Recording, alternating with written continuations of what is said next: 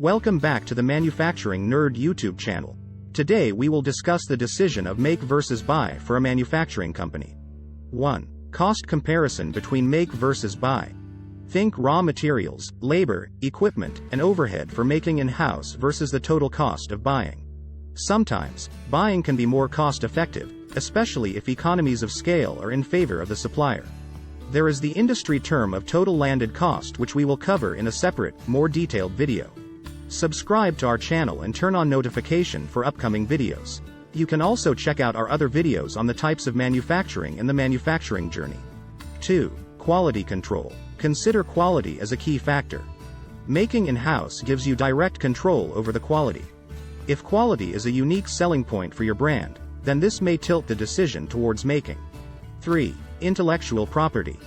Got a secret sauce? If your product has unique intellectual property, making in-house could help safeguard that. But if it's a generic product, buying might be the way to go. 4. Flexibility and lead time. Think about flexibility. Making in-house can allow quicker adjustments to product designs or quantities. If your market demands fast changes, making could be beneficial. 5. Strategic focus. What's your core competency? If manufacturing isn't it, then maybe you should buy and focus on what you do best, like marketing or research and development. 6. Supplier reliability. Can you rely on your suppliers? If you're buying, it's crucial to have reliable suppliers. Otherwise, disruptions could harm your business. 7. Total cost of ownership. Look beyond the price tag. Consider other costs like maintenance, training, storage, and transportation.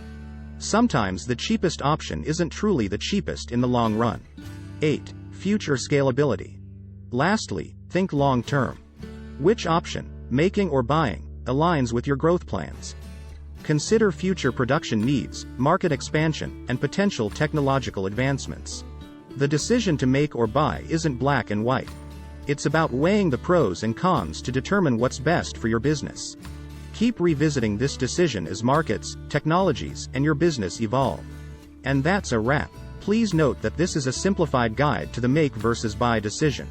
Always consult with experts when making crucial business decisions. If you found this helpful, give a thumbs up, and don't forget to subscribe for more insights. Until next time.